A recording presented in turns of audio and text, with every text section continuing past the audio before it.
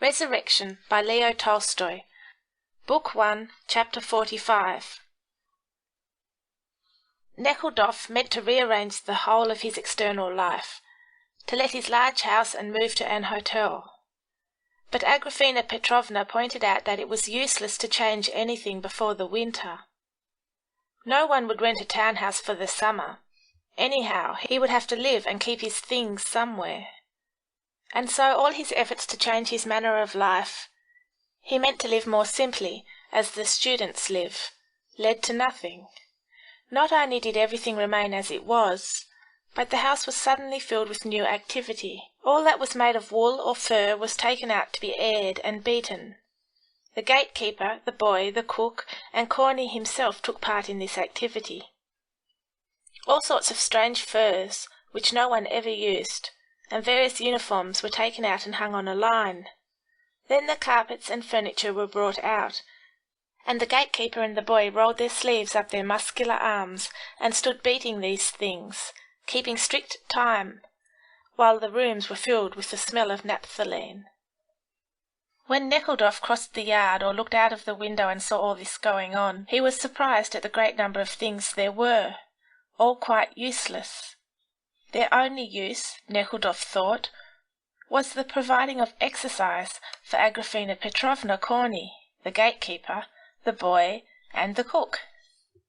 But it's not worthwhile altering my manner of life now, he thought, while Maslova's case is not decided.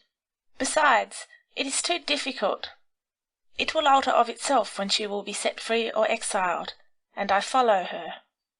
On the appointed day Nekhludoff drove up to the advocate Fanarin's own splendid house, which was decorated with huge palms and other plants and wonderful curtains, in fact, with all the expensive luxury witnessing to the possession of much idle money, that is, money acquired without labour, which only those possess who grow rich suddenly. In the waiting-room, just as in a doctor's waiting-room, he found many dejected-looking people sitting around several tables, on which lay illustrated papers meant to amuse them, awaiting their turns to be admitted to the advocate. The advocate's assistant sat in the room at a high desk, and having recognized Nekhludoff, he came up to him and said he would go and announce him at once. But the assistant had not reached the door before it opened, and the sounds of loud, animated voices were heard. The voice of a middle-aged, sturdy merchant, with a red face and thick moustaches, and the voice of Fanarin himself. Fanarin was also a middle-aged man of medium height, with a worn look on his face. Both faces bore the expression which you see on the faces of those who have just concluded a profitable but not quite honest transaction. "Your own fault, you know, my dear sir," Fanarin said, smiling. "We'd all be in heaven were it not for our sins." "Oh, yes, we all know that," and both laughed unnaturally. "Oh, Prince Nekhludoff, please to step in," said Fanarin, seeing him, and, nodding once more to the merchant, he led Nekhludoff into his business cabinet, furnished in a severely correct style. "Won't you smoke?" said the advocate, sitting down opposite Nekhludoff and trying to conceal a smile, apparently still excited by the success of the accomplished transaction. "Thanks, I have come about Maslova's case." Yes, directly." "But oh, what rogues these fat money-bags are," he said. "You saw this here fellow? Why, he has about 12 million roubles, and he cannot speak correctly. And if he can get a 25-rouble note out of you, he'll have it, if he's to wrench it out with his teeth.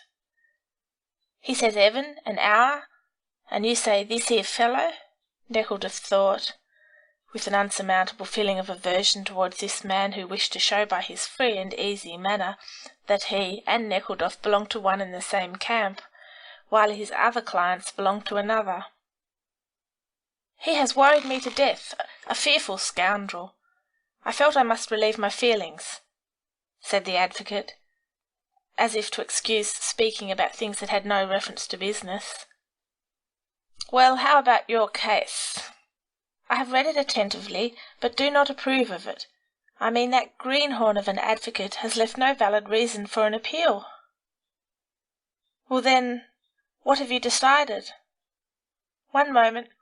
Tell him, he said to his assistant who had just come in, that I keep to what I have said. If he can, it's all right. If not, no matter. But he won't agree. Well, no matter. And the advocate frowned. There now, and it's said that we advocates get our money for nothing, he remarked, after a pause. I have freed one insolvent debtor from a totally false charge, and now they all flock to me. Yet every such case costs enormous labour. Why don't we, too, lose bits of flesh in the inkstand, as some writer or other has said? Well, as to your case, or, rather, the case you are taking an interest in, it has been conducted abominably. There is no good reason for appealing. Still, he continued, we can but try to get the sentence revoked. This is what I have noted down. He took up several sheets of paper covered with writing and began to read rapidly, slurring over the uninteresting legal terms and laying particular stress on some sentences. To the Court of Appeal, Criminal Department, etc., etc., according to the decisions, etc., the verdict, etc., so-and-so, Maslova, pronounced guilty of having caused the death through poison of the merchant Smelkov, and has, according to the statute 1454 of the Penal Code, been sentenced to Siberia, etc., etc. He stopped. Evidently, in spite of his being so used to it, he still felt pleasure in listening to his own productions. This sentence is the direct result of the most glaring judicial perversion and error, he continued impressively, and there are grounds for its revocation. Firstly, the reading of the medical report of the examination of Smelkov's intestines was interrupted by the President at the very beginning. This is point 1. But it was the prosecuting side that demanded this reading, Nekhludoff said with surprise. That does not matter.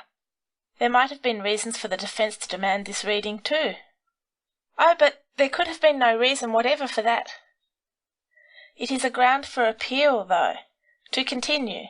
Secondly, he went on reading, when Maslova's advocate, in his speech for the defence, wishing to characterise Maslova's personality, referred to the causes of her fall, he was interrupted by the President calling him to order for the alleged deviation from the direct subject.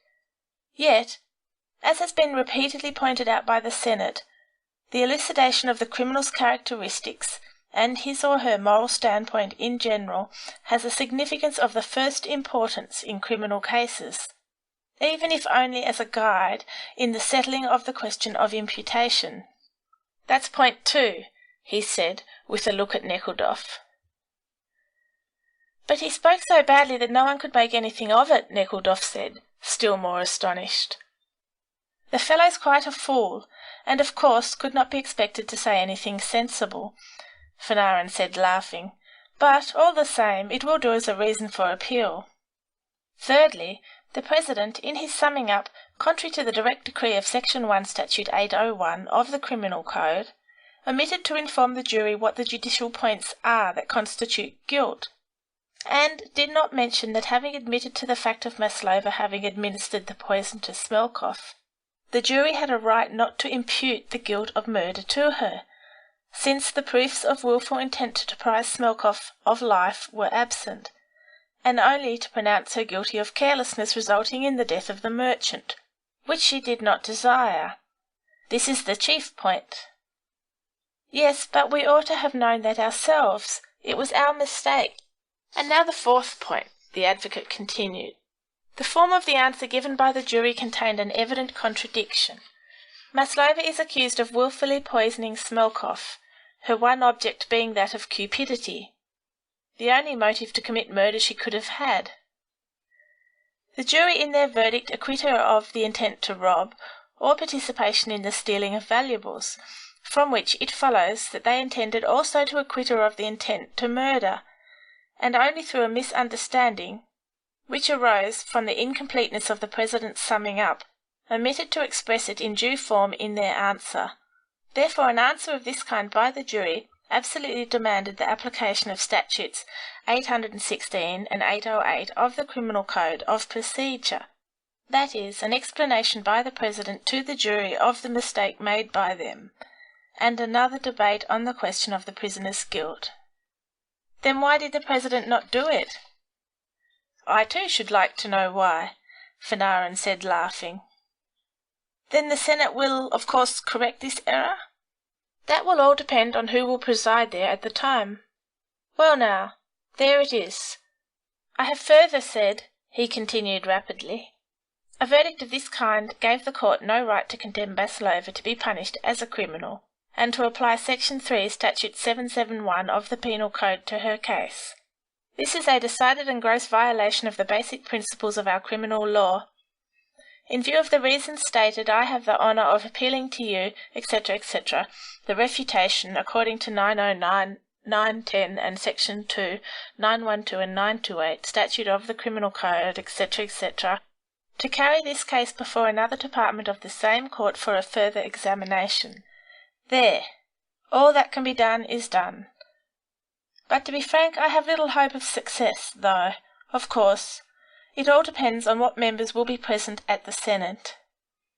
If you have any influence there, you can but try. I do know some. All right. Only be quick about it, else they'll all go off for a change of air. Then you may have to wait 3 months before they return. Then, in case of failure, we still have the possibility of appealing to His Majesty. This, too, depends on the private influence you can bring to work.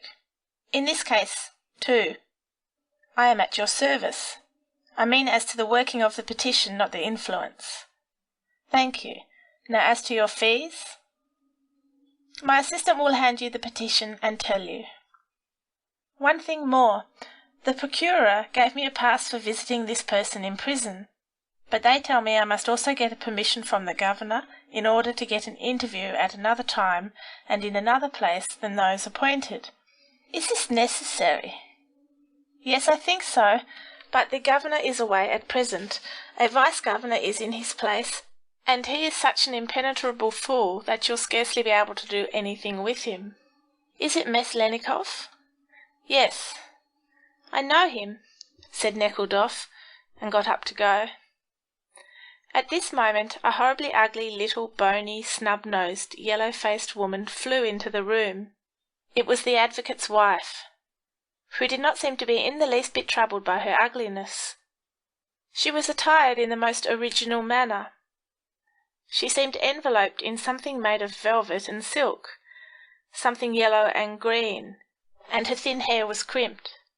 She stepped out triumphantly into the ante-room, followed by a tall smiling man with a greenish complexion, dressed in a coat with silk facings and a white tie. This was an author. Nekhludoff knew him by sight. She opened the cabinet door and said, "Anatoly, you must come to me. Here is Simon Ivanovitch, who will read his poems, and you must absolutely come and read about Garshin." Nekhludoff noticed that she whispered something to her husband, and, thinking it was something concerning him, wished to go away. But she caught him up and said, "I beg your pardon, Prince, I know you, and thinking an introduction superfluous, I beg you to stay and take part in our literary matinee. It will be most interesting. M. Fanarin will read." "You see what a lot I have to do," said Fanarin, spreading out his hands and smiling, pointing to his wife, as if to show how impossible it was to resist so charming a creature. Nekhludoff thanked the advocate's wife with extreme politeness for the honour she did him in inviting him, but refused the invitation with a sad and solemn look, and left the room. "What an affected fellow," said the advocate's wife when he had gone out. In the ante-room the assistant handed him a ready-written petition, and said that the fees, including the business with the Senate and the Commission, would come to 1,000 roubles, and explained that M. Fanarin did not usually undertake this kind of business, but did it only to oblige Nekhludoff. "And about this petition, who is to sign it?" "The prisoner may do it herself, or if this is inconvenient, M. Fanarin can, if he gets a power of attorney from her." "Oh, no, I shall take the petition to her and get her to sign it," said Nekhludoff. glad of the opportunity of seeing her before the appointed day. End of Book 1, Chapter 45 of Resurrection by Leo Tolstoy, translated by Louise Maud. Resurrection by Leo Tolstoy. Book 1, Chapter 46. At the usual time the jailer's whistle sounded in the corridors of the prison. The iron doors of the cells rattled, bare feet pattered, heels clattered, and the prisoners who acted as scavengers passed along the corridors, filling the air with disgusting smells. The prisoners washed, dressed, and came out for revision, then went to get boiling water for their tea. The conversation at breakfast in all the cells was very lively. It was all about 2 prisoners who were to be flogged that day. One, Vasiliev, was a young man of some education, a clerk, who had killed his mistress in a fit of jealousy.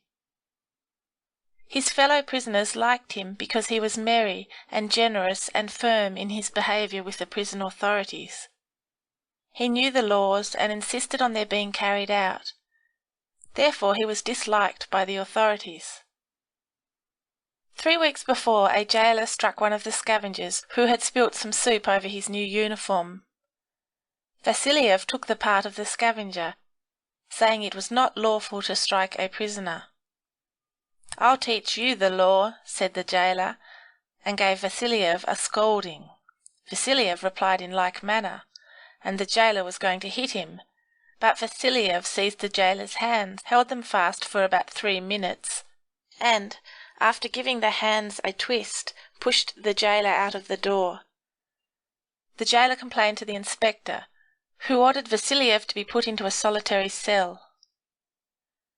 The solitary cells were a row of dark closets, locked from outside, and there were neither beds, nor chairs, nor tables in them, so that the inmates had to sit or lie on the dirty floor while the rats, of which there were a great many in those cells, ran across them. The rats were so bold that they stole the bread from the prisoners, and even attacked them if they stopped moving. Vasiliev said he would not go into the solitary cell because he had not done anything wrong, but they used force. Then he began struggling, and 2 other prisoners helped him to free himself from the jailers. All the jailers assembled, and among them was Petrov, who was distinguished for his strength. The prisoners got thrown down and pushed into the solitary cells. The governor was immediately informed that something very like a rebellion had taken place, and he sent back an order to flog the 2 chief offenders, Vasiliev and the tramp, Nepomniachtchi, giving each 30 strokes with a birch rod. The flogging was appointed to take place in the women's interviewing room. All this was known in the prison since the evening, and it was being talked about with animation in all the cells.